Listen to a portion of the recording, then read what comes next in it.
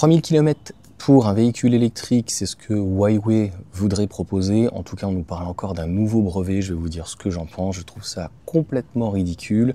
Et une charge de 5 minutes, alors que de toute façon, il n'y aurait aucun chargeur pour pouvoir recharger donc en 5 minutes ce véhicule-là.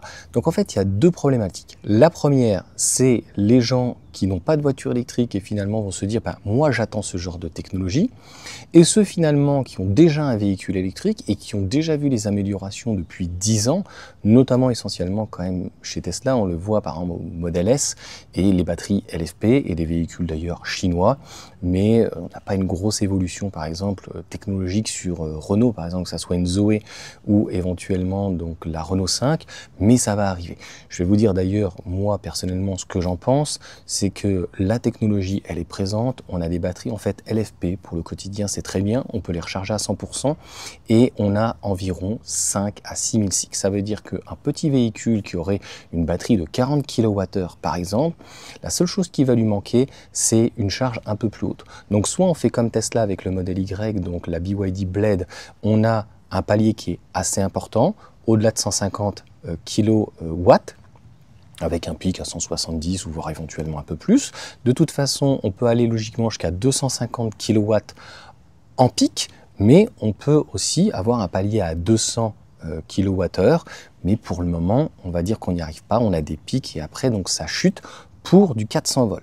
Si vraiment on voulait compenser sur des véhicules citadins parce que l'autonomie n'est pas assez importante et que comme ce sont des petites batteries, les charges ne sont pas très puissantes, on l'a vu que ce soit la Renault 5 ou même chez BYD, les charges c'est grossièrement entre 60 et 100 voire 120 kW de pic, donc c'est vraiment pas très très bon. Donc concrètement, ce 3000 km, vous savez très bien que les normes déjà CLTC, les normes chinoises sont complètement pipées, il y a nos normes WLTP et il y a les normes américaines. En fait, déjà 3000 km, ça veut rien dire, on serait plus aux alentours des 1500 ou 2000 km. Je tiens à dire que cet argument est complètement stupide et complètement fallacieux, puisque sur un véhicule thermique, tous les véhicules thermiques que j'ai pu avoir, en essence, en éthanol ou éventuellement donc en diesel, c'était entre, on va dire, 500 km, 400 km et 800, 900. Donc c'est largement suffisant. Aujourd'hui, on a des véhicules comme la CLA demain avec une plateforme 800 volts, mais il va y avoir aussi les BMW. Il y a bien sûr le Model 3 qui est l'une des références qui propose donc 700 km WLTP. Alors le CLTC, on n'en est pas loin, à 1000 km pratiquement, mais pour le quotidien, ça suffit largement. Donc comme je l'ai dit, ce qu'il faut travailler, c'est essentiellement la courbe.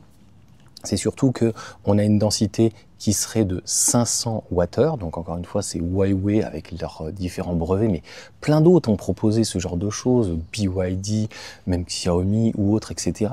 500 Wh par kilogramme, le problème d'avoir des densités aussi importantes, plus vous allez avoir une densité importante, plus vous allez avoir en fait un nombre de cycles qui est faible. Et donc on ne peut plus réellement parler d'économie ou d'écologie dans la mesure où on parle certainement d'un véhicule chinois, donc de 5 mètres, qui aurait une batterie embarquée de 120 ou 140 kWh et qui se rechargera en 5 minutes avec des bornes moyenne tension. On ne va pas aller sur de la très haute tension et ça devient complètement absurde. Donc encore une fois, pour les gens qui sont possesseurs, moi je trouve ça complètement stupide. Aujourd'hui, l'idéal serait même à l'extrême, une batterie, alors le modèle Y, batterie BYD Blade, c'est juste, entre guillemets, en termes de technologie, parfait. L'idéal serait du 400 volts et d'avoir énormément de bornes. Maintenant, si par exemple Renault n'est pas capable, avec LG ou autre, de proposer du LFP ou même CATL avec Stellantis avec des bonnes charges, eh bien, si entre guillemets, il faut réussir à booster avec, dans ces cas-là, du 800 volts éventuellement, pourquoi pas. Attention, obligatoirement quand vous allez avoir des puissances plus importantes et que votre courbe finalement n'est pas assez soignée, ça va pas abîmer la batterie, mais ça aura des conséquences, on le sait. Et donc une bonne gestion de la batterie, une bonne gestion finalement, qu'elle ne prenne pas non plus des courbes et des pics, etc. C'est pour ça d'ailleurs qu'il y a un pic, c'est-à-dire le pic tout de suite, elle chauffe, elle redescend, et les BYD par exemple, elles font comme ça, donc c'est catastrophique. Bref, donc je pense qu'on y est presque, et pour les personnes en fait qui sont frileuses, en fait ce genre de choses, c'est complètement stupide. Et d'ailleurs, comme c'est le parti communiste chinois qui est derrière, ça fait penser un peu à l'URSS, qui derrière disent il y a des brevets, il va y avoir des nouveautés, etc. Donc voudrait faire croire que finalement la voiture électrique n'est pas encore, aux yeux peut-être des Européens, encore au point, et qu'il faudrait attendre. Et ça, c'est complètement stupide, parce qu'à mon sens, il n'y a pas besoin d'attendre. Je dirais que si on a le budget, si on a compris comment ça fonctionnait, si on peut recharger dans de bonnes conditions, bah, au lieu d'aller à la station, vous allez avoir un coût d'utilisation qui est ridicule. Moi, ce que je préfère aussi chez Tesla, c'est qu'il n'y a pas d'entretien, il y a le réseau de superchargeurs et une batterie dans l'ensemble LFP. Eh bien, c'est très bien. Encore une fois, avant d'avoir du 800 volts, ou en tout cas une architecture 800 volts, bah, ça serait bien d'avoir des pics de puissance qui soient plus importants.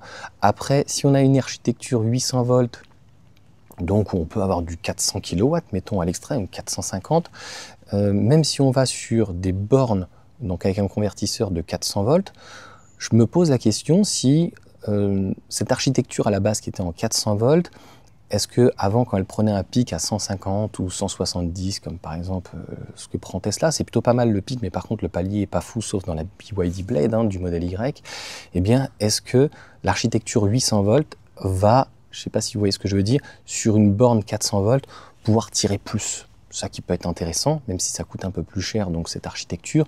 En fait, sans changer réellement la borne, on pourra avoir peut-être du 200, peut-être du 250 kW au moins en pic, et avoir un palier qui se situerait plus entre 160 et 200 kW. J'espère que je me serai fait comprendre, donc n'hésitez pas à me mettre un commentaire, un pouce, un like, vous abonner et à partager donc ces informations. Pour moi, c'est complètement stupide, et de dire que voilà, on va révolutionner avec des batteries solides, etc.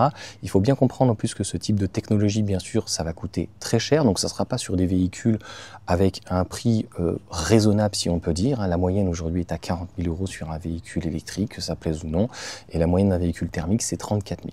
Et la dernière chose, en fait, ça ferait embarquer une batterie qui serait très grosse et avec un nombre de cycles, je vous l'ai déjà dit, il y a beaucoup de tests là-dessus.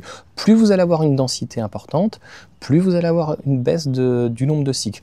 Là, vous voyez bien qu'il n'y a pas de miracle dans la réalité. CATL est passé de mémoire, je crois, de 130, 145 Wh du kilogramme avec leur nouvelle MP3 à 170, je crois, 175. Donc ce qui fait que vous avez un modèle Y qui actuellement a un petit peu grossi, donc a pris 4 cm, qui a une batterie de 62,5 kWh, mais qui n'est pas forcément plus lourd. Voilà, n'attendez pas en fait à des miracles, et même donc par la suite, peut-être qu'il y aura des batteries solides, mais ce ne sera pas avant 10 ans pour tout le monde. Des batteries où on remplacera donc le lithium par le sodium. Donc en fait, pourquoi attendre 10 ans quand la technologie, en fait, elle est là? Je ne sais pas. Donc en fait, c'est fausse bonne nouvelle qui ferait croire que voilà, on pourra avoir 3000 km. En fait, le seul intérêt qu'il peut y avoir d'avoir demain 2000 km à l'extrême, c'est pour des personnes qui sont en appartement et qui n'ont pas de parking. Et donc qui voudraient recharger éventuellement une fois dans le mois. Donc c'est le seul argument. Mais ces gens-là qui vivent en appartement et qui ont donc peut-être pas forcément les moyens d'acheter une maison et de pouvoir donc charger à la maison, bon bah, au final ils n'auront peut-être pas les moyens d'acheter un véhicule. Ça sera des véhicules à plus de 50 000, 70 000, 100 000 € donc, au départ. Donc tous ces effets d'annonce, en tout cas moi je trouve qu'ils sont complètement stupides. N'hésitez pas à me dire ce que vous en pensez. Aujourd'hui, c'est pas que l'avenir est à eux, on est sur du LFP, avec de la densité aux alentours de 170 Wh, c'est très bien. Il y a Stellantis, on sait qu'il va arriver avec des batteries lithium, nickel, manganèse, cobalt. Ça y est, de mémoire, je ne sais plus, on est aux alentours des 270. C'est réalisable et ça ne sera pas encore avant 1 à 2-3 ans.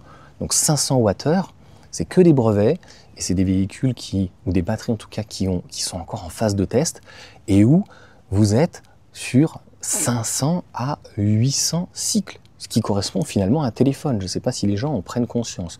Batterie LFP, on ne sait même pas jusqu'où la batterie va pouvoir faire, puisque à la base, ce sont des batteries stationnaires qu'on utilisait donc en stationnaire parce qu'elles étaient trop lourdes, pas assez denses en capacité, en puissance. Donc là, maintenant, on peut les utiliser parce que finalement, elles ne sont pas si lourdes que ça. Et Tesla, d'ailleurs, sont les meilleurs là-dessus. Ils les utilisent très, très bien. Donc il y a fort à parier minimum 3 à 4 000 cycles. Donc quand vous avez 300 km, non pas en WLTP, mais utilisable, même 400, ce que j'ai sur mon modèle Y, même une MG4 en standard avec une batterie de 51 kWh, eh bien vous allez dépasser le million. Donc sur des batteries NMC, on le sait, hein, elle est donnée pour 2000 cycles, mais on est plutôt sur 1500 cycles. Il y a des modèles S actuellement qui sont à 700 000 km sans avoir remplacé leur batterie. Donc c'est déjà excellent puisqu'on est sur une autonomie pareil hein, de 400, 450, vraiment 500 000 maximum kilomètres. Donc ce qui correspond à 700 000. Donc on est vraiment très très bien. Et après, donc, si finalement on n'a plus de cycle, je vois pas l'intérêt. Puis il y a la fiabilité, etc. Donc dites-moi dans les commentaires. Voilà en tout cas pour cette petite vidéo. Pour moi, ce ne sont que des effets d'annonce qui viennent à chaque fois toujours des mêmes, hein, du gouvernement donc chinois sur les batteries. Les batteries chinoises sont très très bien. Il n'y a encore une fois, je le répète, pas besoin forcément de batteries solides ou au sodium, mais ça va clairement arriver et ça va encore révolutionner le marché. Pour autant, pareil, hein, j'oublie parce qu'il y aurait tellement de choses à dire sur ces véhicules qu'on achète aujourd'hui. Les gens disent ouais mais ça vaudra plus rien. Mais non. Parce qu'en fait, c'est une technologie qui sera différente et qui coûtera de toute façon plus cher. Et même si elle se démocratise, le temps qu'elle se démocratise, il y aura eu une réévaluation par rapport à l'inflation. Donc le véhicule aujourd'hui qui vaut 40 000 € et qui sera peut-être dans 10 ans à 10 000 €, aujourd'hui, même avec une nouvelle technologie, il sera à 50 ou 60 000. Donc il y aura toujours ceux qui pourront peut-être se permettre d'avoir la dernière technologie, et comme d'habitude, ceux qui ne pourront pas acheter un véhicule éventuellement neuf, achèteront un véhicule d'occasion et ça se vendra très bien en occasion.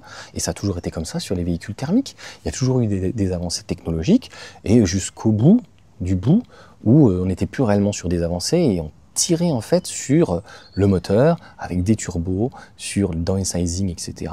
Et là, c'est un petit peu ce que la Chine voudrait faire, parce que concrètement, encore une fois, qui dit une densité qui double avec finalement du lithium, nickel, manganèse, cobalt. Hein, et en fait, on va entre la nanode et la cathode, donc avoir non plus un liquide, mais entre guillemets quelque chose de solide. Et encore, on n'y est même pas dans la conception de quelque chose de solide. On serait sur du semi-solide et ça ne sera pas avant 2 à 5 ans. Donc en fait, profitons, la technologie est là et ça ne sert à rien d'attendre. En fait, l'argument est pourquoi attendre? Sachant que ça sera de toute façon au début plus cher.